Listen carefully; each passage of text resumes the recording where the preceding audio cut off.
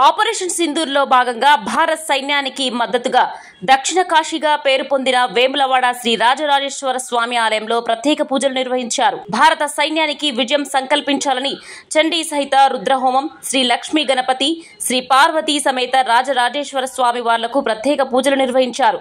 శౌర్యానికి, ధైర్యానికి ప్రతీకలైన భారత సైనికుల భద్రత, ఆరోగ్యం, శ్రేయస్సు కోసం దేశంలో శాంతి సామరస్యం నెలకొనాలని చండీ సహిత రుద్రహోమం నిర్వహించారు. భారతావనిపై ఆ పరమేశ్వరుడి మన భారతదేశానికి ఏ రకమైన యుద్ధం, అటు జలాంతర యుద్ధం కావచ్చు, వాయు యుద్ధం కావచ్చు, భూతలపైన యుద్ధం కావచ్చు, ఈ ఏ రకములైనటువంటి యుద్ధంలో కూడా సమస్తం కూడా మనకు విజయం చేకూరాలని, శత్రువులందరూ కూడా తుదపెట్టించాలని, సైన్యాలందరూ కూడా చక్కగా ఆయురారోగ్యాలతో ఉండాలని చెప్పి దక్షిణ కాశీగా ప్రసిద్ధి చెందినటువంటి వేములవాడ రాజరాజేశ్వర స్వామి వారి యొక్క క్షేత్రంలో ఈ రోజు ఆ స్వామిని ప్రార్థించి స్వామివారికి అభిషేక పూజలు గావించడం జరిగింది. కృపా కటాక్షం ఉండాలని, భారత సాయుధ దళాలకు సంపూర్ణ దిగ్విజయం చేకూరాలని ఆలయ అర్చకులు, ఉద్యోగులు ఈ సందర్భంగా కోరారు.